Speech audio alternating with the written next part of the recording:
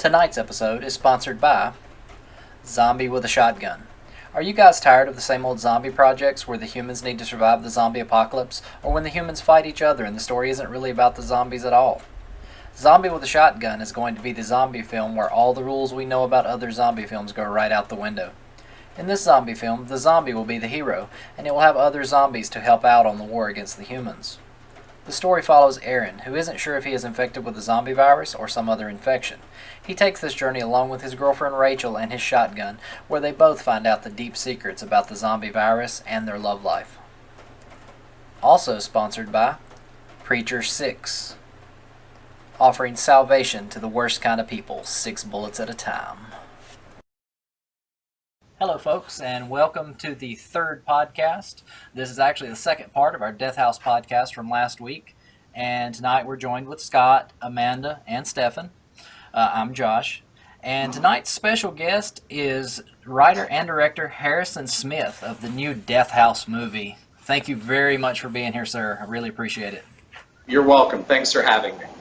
All right, well, we're going to get right on into it, so I'm going to let Stefan go ahead and ask his first question. Sure. Hi, Harrison. Thank you so much. We had shared the brief synopsis that we saw on your Death House Facebook page. Just Sure. kind of giving a brief, lowdown about the movie. But I was wondering if you could explain a little bit for our audience what they could expect from the movie and maybe what they shouldn't expect from it. It's a great question. The first thing they should not expect, and by the way,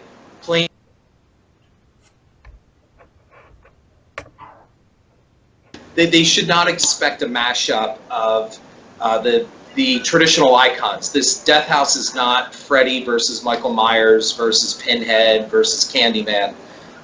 We don't have a license to any of those characters whatsoever. If I did, I wouldn't be making low-budget horror films. So if I had a license to all of those, that would be great.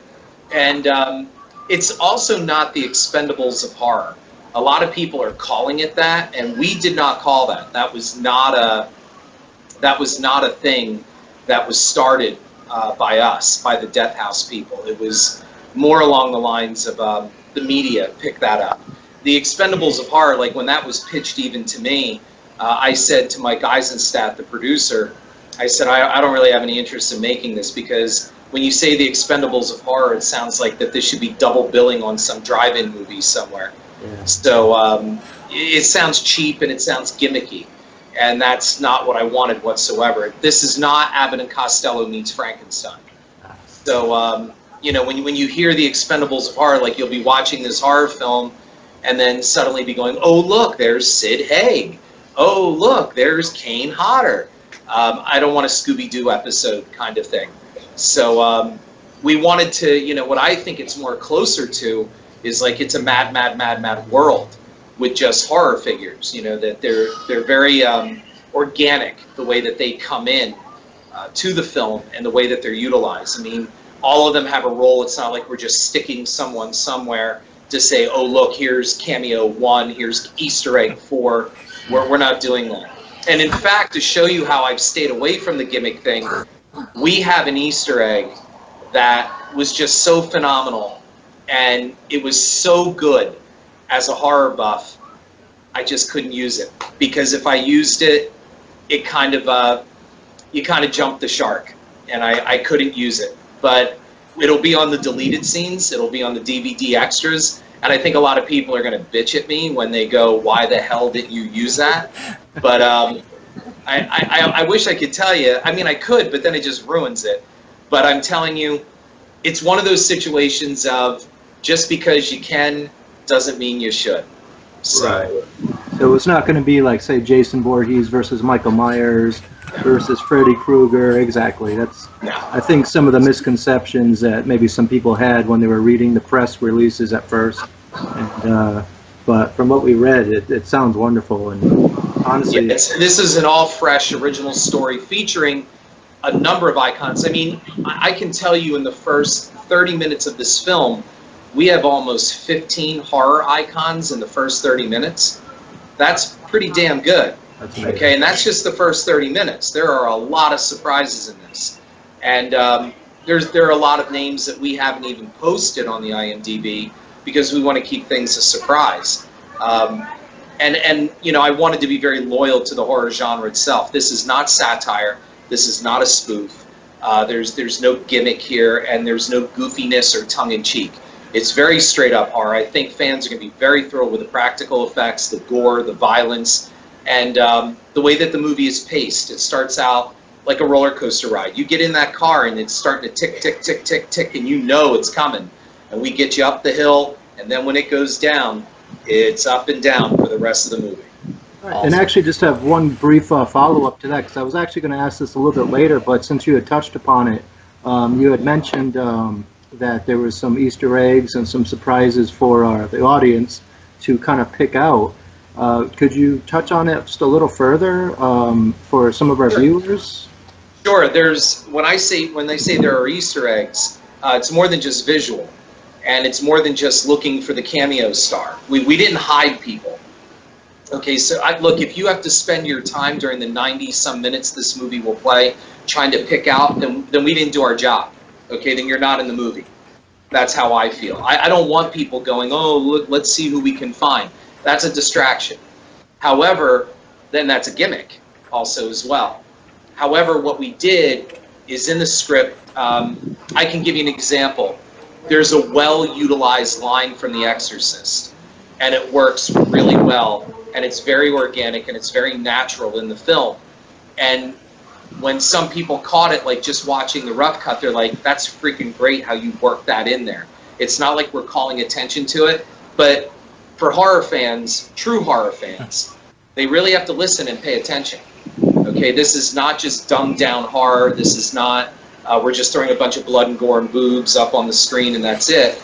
We want to make sure that our audience understands horror. For example, when I went to see the movie Scream, which I think is a great film. I can't say all the sequels are all that terrific, but Scream is a very interesting movie, and most of all kind of touched on this whole self-referential, self-aware kind of horror stuff that comes out that others have copied, but never have really hit the mark that Wes Craven did. So anyway, I remember somebody said to me, like, you know, why would you go see this movie or something? And I said, well, you know, we all go a little mad sometimes. And this person in the front of the line, who was obviously much younger than I was, turned around and said, oh, you must have seen the movie before, because that's the line from the movie. I said, well, no, that's actually from Psycho. And it's referenced in the film. And the kid was like, no. And I'm like, yeah. You know, like one of those, there goes the plane. That's right. I have a place in Fort Lauderdale, so I'm used to that quite a bit.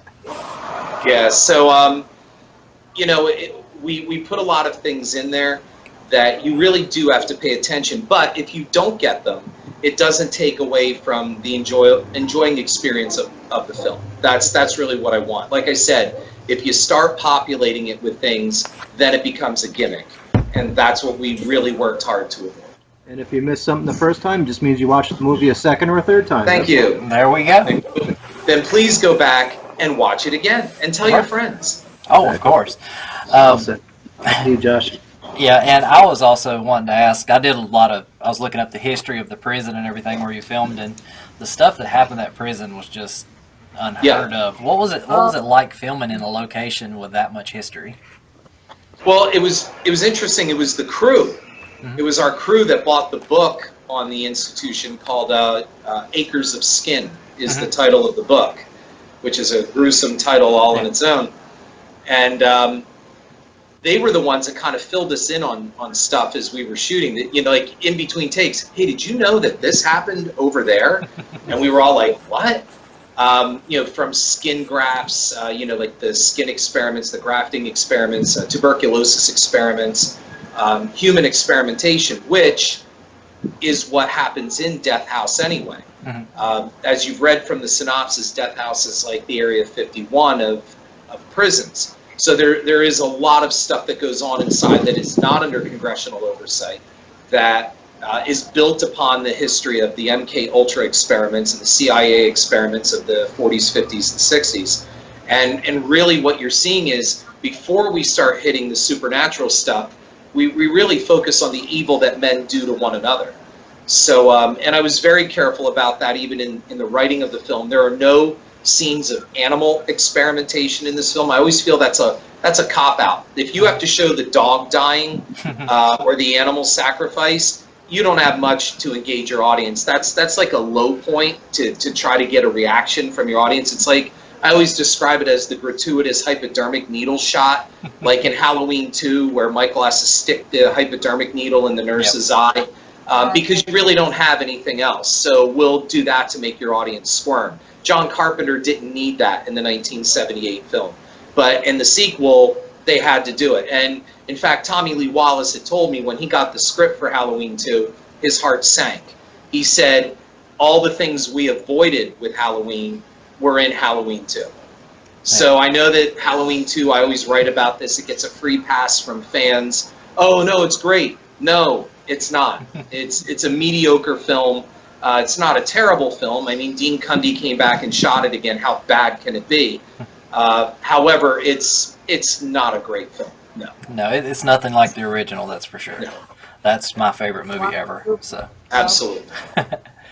And there's a reason why 40 years later now, now Blumhouse, it looks like, is joining up with Carpenter to do yet another reboot of the series. So there's a reason why this story has endured, because Carpenter did it right the first time. Right, and I'm looking forward to that, where he's coming back on board as he said, the godfather of the project. So yeah, should be interesting.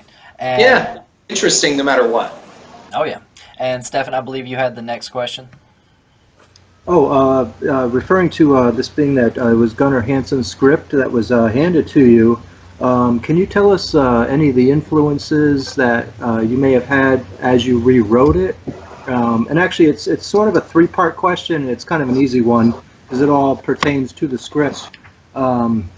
Like I said, can you tell us of any influences you had as you rewrote the script?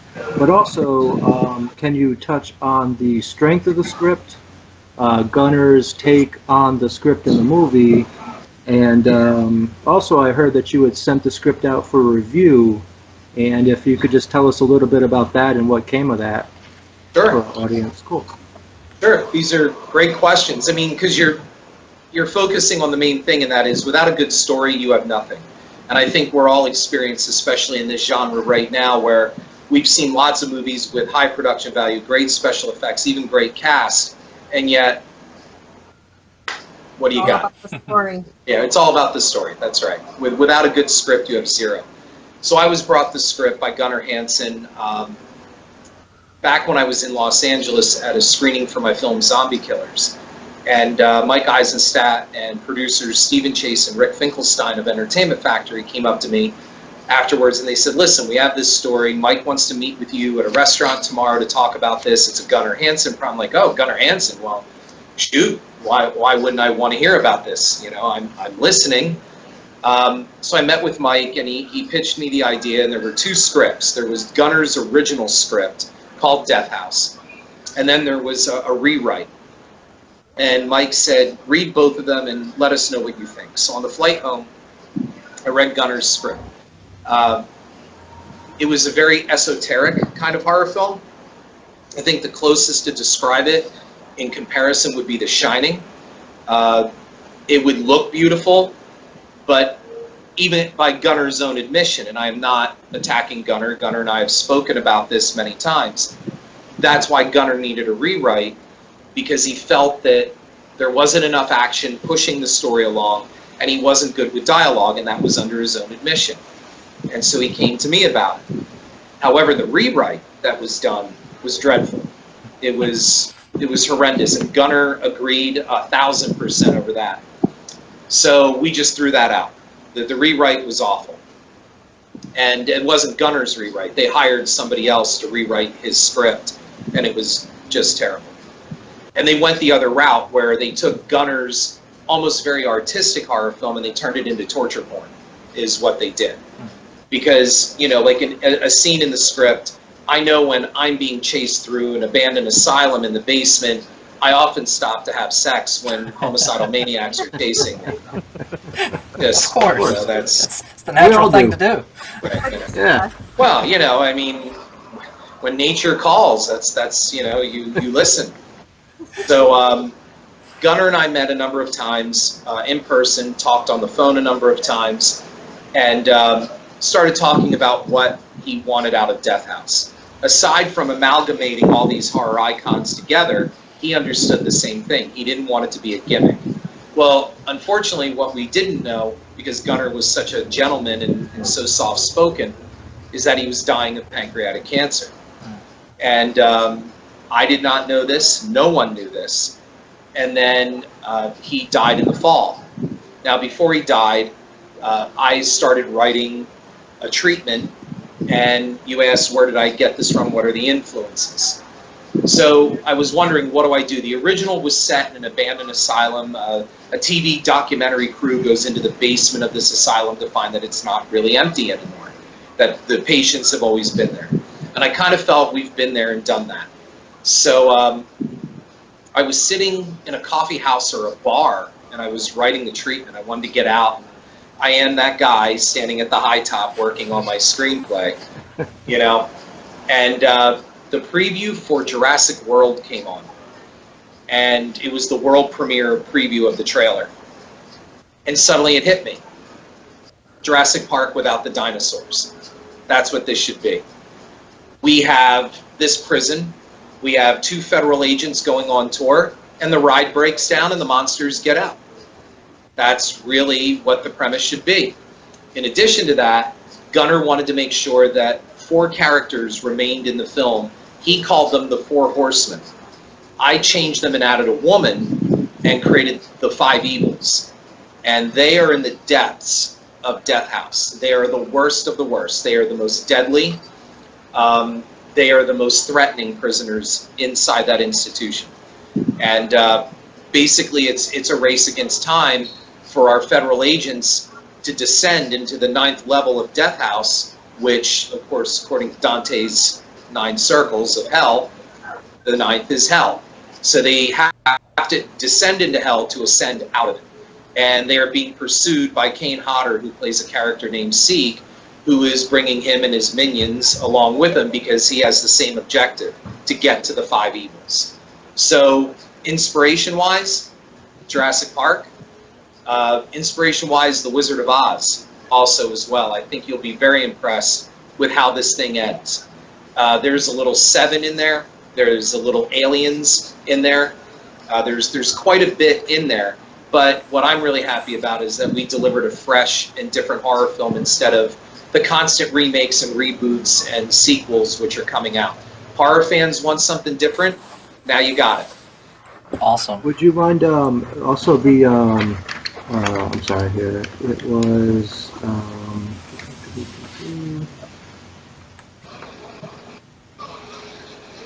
oh, I'm sorry. It was just the same question about Gunnar's take on the movie and the final rewrite that you had, and Sure. also reading about that you had sent out the scripts for review, I guess. Sure, I'm sorry to have gone off track. No, right. Take all the time. Gunnar, before Gunnar died, he had contacted his agent, and he had said, "Tell Harrison his script has my blessing." So, and to also show, that's when Gunnar told his agent, "I'm terminal with pancreatic cancer." He said, "Exploit my death." He said, "Whatever you got to do to get this movie made," and I quote, "film it on my grave if you have to." That's what he said. That's heavy. That's awesome. Yeah, Sounds like he had a lot of faith in it. He did. I love that. Yeah, he did. And it was hard for Gunnar to let go of a project that had been around basically since 2010. Mm-hmm. So, you know, he really, this was his baby. Yeah. And you know, he wanted to see it done, and he wanted to see as many of his friends and in the horror family involved with it. And so I think we fulfilled his wishes. I really do. I think he'd be proud of what we have. We have an esoteric film at the same time. It's a very intelligent horror film, but it delivers all the right notes and all the right beats and will not go over anybody's head. It's not talky, it's not preachy, and we deliver on the violence and gore. So when I had the script done, to go back to your last question, I decided, what the hell? Let's see if I'll put my money where my mouth is. And I sent it out to 3 people. revered critics that know the horror genre, and all I said was, if you hate it, all I ask is just keep your mouth shut until the film is made, and you may have first dibs in ripping it apart. But at least let me shoot it if you don't like the script, to see, if there was a difference between what you read and what came up on screen. Well, I didn't have to worry about that, because all three, and I won't say their names because they'll say it after the movie comes out. It's a plane. They'll say it after the movie comes out, but I don't want it to look like I played favorites with anyone. However, you know who these people are. You know who these critics are. You know who these established icons of the genre are. And they all came back with thumbs up and A pluses, and they said, if you shoot this the way you wrote it, you got a winner. This is a new horror classic. That's awesome. And I do apologize. That was my fault for asking a 4-part question and then crossing off the question after I asked it. So That's I had good. to go back and try and find it amongst the scribbles. And I believe Scott wanted to ask about the cast in the movie. Sure. Yeah, it's a 2-parter if you don't mind. Sure. The first Better is, than a 4-part. what was it like working with such icons in the genre all at once? And which performance absolutely creeped you the hell out? Wow. Well, again, then I got to look like I'm playing favorites. But working with everybody, the funny thing is somebody from high school contacted me recently and said, dude, you remember when we went to go see all these movies with all these people in them, and now you work with them? And I think that's the best part about it. The fact that I'm now working with people that I said something one time to Adrienne Barbeau. To Adrienne, I don't know if you folks have ever interviewed her. Adrienne hates horror. She doesn't care for it. She doesn't like it. She doesn't watch it. Okay? But she'll show up in these movies. And she had said at one point, I don't understand why people come to these conventions and why they think I'm important. And I said, Adrienne, it's not because you're a movie star. And I've met a lot of celebrities, but I said it's because you embody a piece of their life, of their memory, and they associate a movie that you were in with a time in their life. And she never really took that into consideration before. She was like, because I told her, I said, I can still tell you the night I saw The Fog on HBO for the very first time. I wanted to see it in theaters. I didn't get a chance. So I was young. I was in like 7th grade. But in 8th grade, I got to see it, and it was in April of 1981, and I came home from a school dance, and my brother had told me The Fog is fantastic. Well, it was on again on HBO at like 1 in the morning, and I watched it. It scared the hell out of me. And she did, while Adrienne was doing her ADR for this, she did a little Stevie Wayne, KAB, like radio spot for me, and I'm just like sitting there going, it's a total dork moment, but I love it, because I was suddenly back in 8th grade again. And that's why I think people gravitate toward movies, whether it's horror, whether it's comedy, or whatever. So to answer your question, working with all of them, it's really cool to watch Bill Moseley, Michael Berryman, and Kane Hodder do the Three Stooges, hello, hello, hello. And I turned to my assistant director and I said, we're watching something pretty special here. This is cool. Not a lot of people get to see this. So I never really take this for granted, because I'm pretty lucky to get to work with these people, to see what these people do. Like, as soon as Kane walked in the room, all the horror people start busting his balls, and then he busts them back.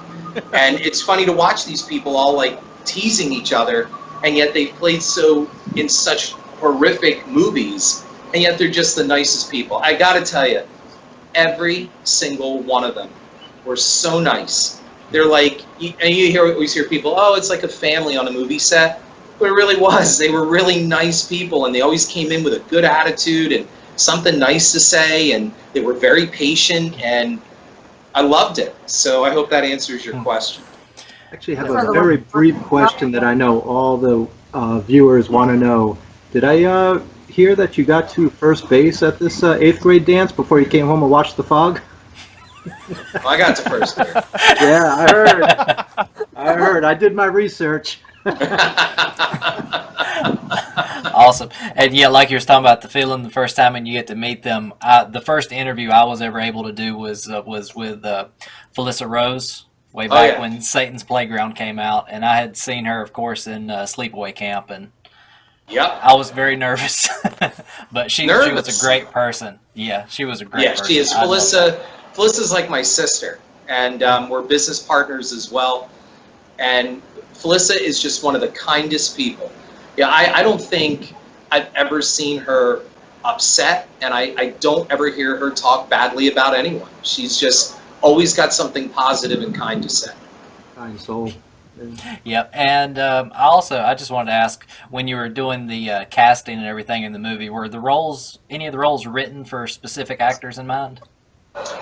Well, I know that Gunnar wanted certain people to have certain roles, but then the script changed, so that all kind of went out the window.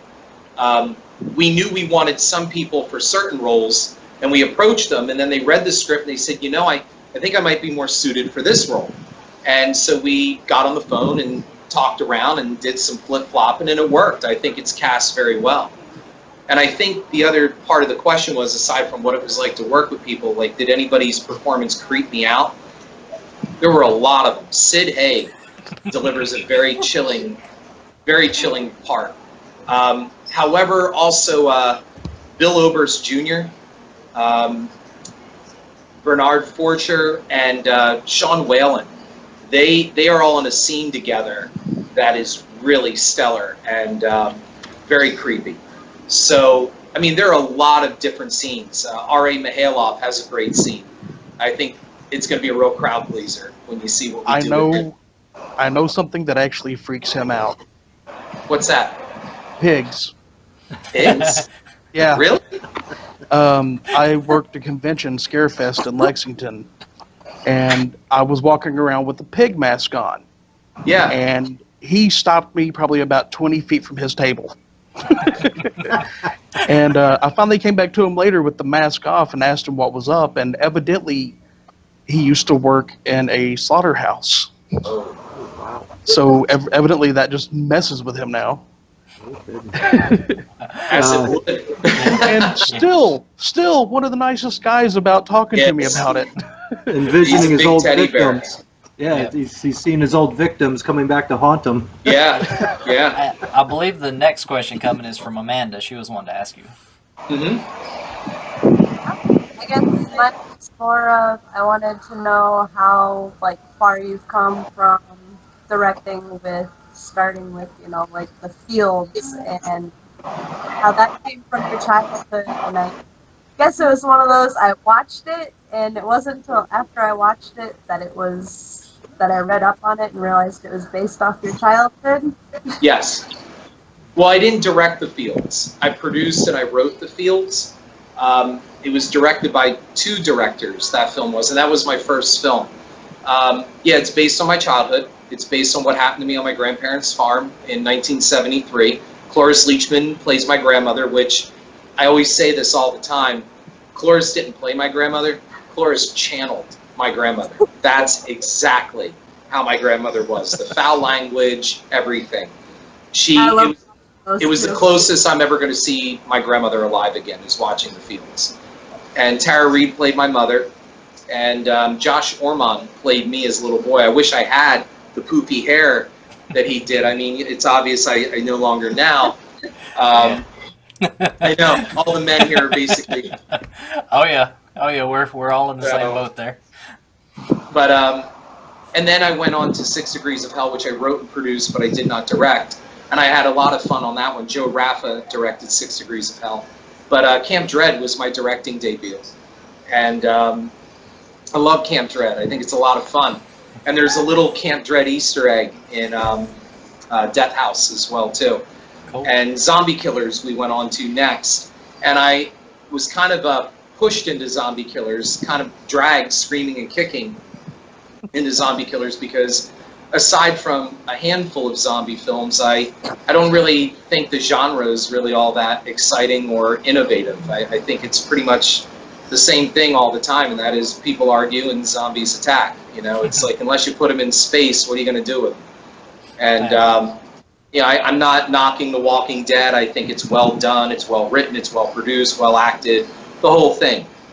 But let's face it, when people are on Twitter going, oh my God, Sunday night's coming up, I wonder what's going to happen, and my answer is always the same. I don't know. What do you think? You think some people are going to scream and yell? You think somebody's going to die? You think some zombies might show up? Geez, I don't know what's going to happen. You know? Very true. So, but we tried to do something different with zombie killers. We changed it up a little bit. We made them that they're really not zombies. It's more of a contagion movie, Zombie Killers is, than it is an actual, like, resurrecting from the dead kind of movie. And I had fun making it, and I'm very proud of it. And it was shot beautifully by my DP, Charlie Anderson. It looks like an American Western. But as for a zombie movie, well, it's a zombie movie. I mean, in my movie, people argue, and, well, zombies attack. That's what they do. That's the point of a zombie movie. That's the point. All right, and I believe Stefan wanted to ask you about production. Yeah, it was just a quick question. How long would you say filming and production took combined all together? And obviously all movies differ. So in relation to your movie, how do you think that compares to your average Hollywood, movie filming production? Was it about half the time, or? And I'm not including Titanic. I think for a low budget film the way that we have, I think we were about the right amount of time. We shot Death House in just about 20 days. Wow. And so we shot for 14 days on the East Coast in Philadelphia, and then we shot 5 days on the West Coast. So, and then give or take, we had extra days that we did some pickup shots or, B-roll and stuff like that. But yeah, about 20 days. And I think that's about average for a low budget of this size. For your major Hollywood films, I mean, it depends on how much money you're throwing at it and the size of your crew. So, but I think we did well with the time that we have, and everything was very efficient, and that gives me a chance to give a nice shout out and a plug to my crew, because they're the people that make it happen. Nobody stops to think about the grips and electric, the production assistants, wardrobe, makeup, and hair. Nobody thinks about those people. Everybody just thinks, well, you put a camera up and boom, you got a movie. And that's not what happens at all. And I'm very loyal to my actors and my crew.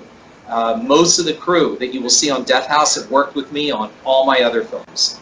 And I bring people back because that's the John Carpenter model, and that is you find good people and you hang on to them for dear life.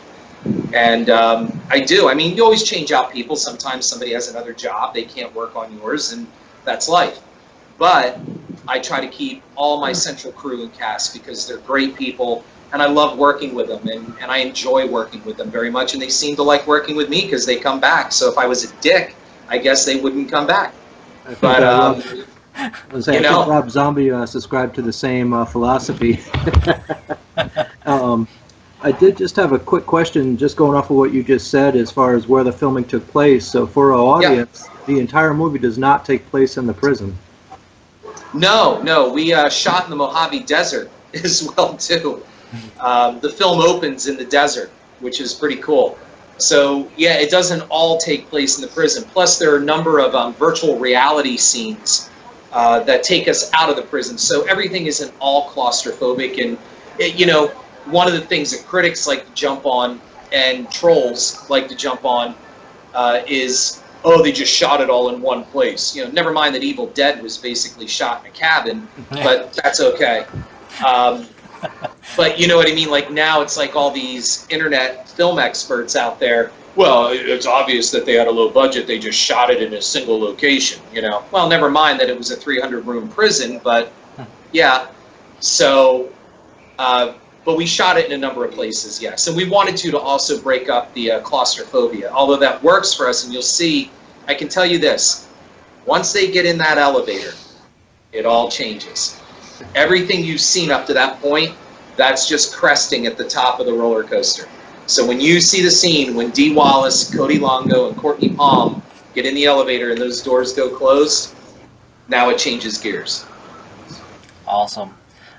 And as far as a trailer, when can we hope to see one of those? I'm expecting a trailer probably by the middle of June. Wow. Awesome! I'm looking forward to that. I can't wait to see the trailer. I've been watching Yeah, a me lot of too. a lot of the behind the scenes stuff and everything you've been posting, the videos in the editing room, and that's just amazing. I just love seeing all of that. I can't wait for this movie. We've really made a good film. Look, it's my job to sit here and promote it, even if it sucked. I'm supposed to say, look how they trot people out for Ghostbusters. Ernie Hudson saying, "I think it's a good film." Well, of course you're going to say it's a good film, I but hate to say so. and it may be. I don't want to jump into the Ghostbusters debate. It could be fine. I don't know. I haven't seen it. My point is we worked hard to make a quality motion picture. For example, this morning, as I was heading to the airport, someone posted on Twitter about Robert Englund not being in the film and said, "Well, I think we all can agree there's not much hope for this movie anyway, and it's probably better for him." And I wrote back, "Nope, I don't think I can share that sentiment." Okay? No. And then posted an article that I wrote on my cinema articles on Horror Fuel on Death House and how it was incepted, how it came out. And, dude, before you open your mouth, why don't you watch it? Oh yeah. It's like that simple. Why don't you take a look at it first before you just generally condemn it? And my answer always back to those people is, and your movie is where? Oh, that's right. You don't make movies. You Yep. just criticize them. A lot Right. of people like to jump the gun on that before they even know what's going on. But Sure, I do have sure this- I do- we've been I keeping do up have with this- it from the very start, and I'm And looking look, so there's going to forward be people that hate it. There's going to be people that love it. I'm not a fan of The Shining. I think it's a beautiful looking film. I think it's well done. It's Kubrick. Yeah, I get it. But it's also freaking dull as hell. Okay? And you take Jack Nicholson out of The Shining. Without Jack, you got Jack. I'm That's glad how it you're not is. the only one saying it. I've kind of All like right. wondered, am I the only one that feels this way?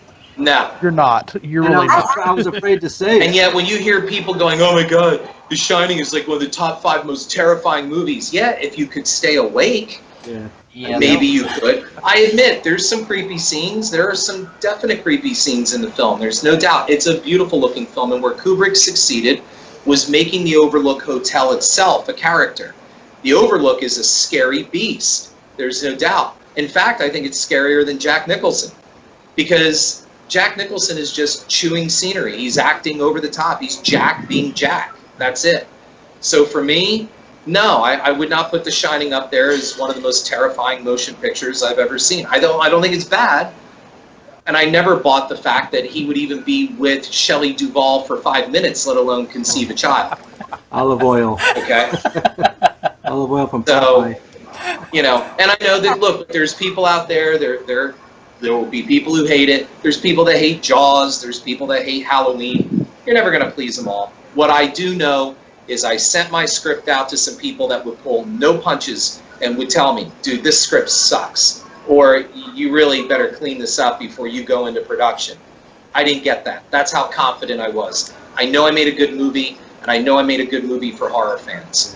My awesome. conscience is clear. Whether they like it or not, that's their choice. Awesome. I did love when I was reading the synopsis. I loved the part about the cells, for lack of a better term, being holographic decks. Yes. Kind of reinventing the criminal's environment before they are arrested, and that the victims were bussed in to be able to be studied. Yes. Well, for the killers to be able to be studied in their killing habits. And I love that idea. To me, that's very intriguing. Well, we wanted to do something where it's not like just a bunch of people all stuck in prison cells. That they are in environments, as you said, that recreate. They don't even know they've been imprisoned because they're fed a hallucinogenic gas that keeps them under control and docile and makes them believe that they're in their own environment. So victims are selected according to their profiles. So then they can truly be studied. Once a human being knows, like for example, that's why there's no such thing as reality television. Once a human being knows it's being recorded, it will act according to what people will see and think. But if you don't know you're being recorded, well, that's the interesting stuff. Exactly. And so these prisoners do not know they're even imprisoned, let alone being recorded. So they're not playing up to the camera. Correct. That's an interesting concept. Like I said, we were looking forward to it. I know you said you had a previous engagement and we've ran over a little bit. I I apologize do have about just that. 2 words. I do. If you could just give me 2 words. Sure. Meat locker. Meat locker. I'm just intrigued. I was reading some one of your other interviews and what was found in the meat locker. Or I know Oh, yeah. I thought you wanted me to say it for some type of audio bumper or No, something. I'm sorry. Like meat I know locker. I know you can't tell It's like us that what guy the- on Honest Trailers where they want him to say things on Screen Junkie's Honest Trailers. Now you feel free to give a shout out to Horror Movie Freaks if you'd like. Just feel free. I'll give you a bumper. Here you go. Ready? This is Harrison Smith at Death House, and you are listening to Horror Movie Freaks. Thank you. That is awesome. Awesome. All right. so much. What they do find, it was a meat locker in real life. We turned it into a cell. I'm very proud of what's in there. That's what I've heard, so that's why I was kind of... Dee Wallace said what is in that cell are some of the best practical effects she's ever seen. Awesome. Cannot wait to see it. Well, thank Yeah, you that's very much for for joining audience. us. It has You're been welcome. our pleasure to have you on. Thank you so much. Yes, Well, my thank pleasure as well, too, and I look forward to more, and I will really look forward to hearing your views on Death House once it's out. Oh, believe The me, Gravestone we review will will have cover a it. whole It will podcast be there. dedicated the day it's released. All right. Thank you. You have a wonderful day. And You good too. luck with the Thank movie. you, folks. Take care now. Have a good Memorial Day weekend. Bye-bye. You too. Bye-bye. Thank you. All right, freaks, that wraps up the Death House podcast. We hope you enjoyed listening along as we discussed the film and also our interview with Harrison Smith, who is the writer and director of Death House. We had a blast bringing this to you, so thank you for watching. I'm also happy to announce that we're going to be doing a secondary podcast which will focus on indie films, both short and feature-length films. We already have the first episode planned out, so I think you'll really like it.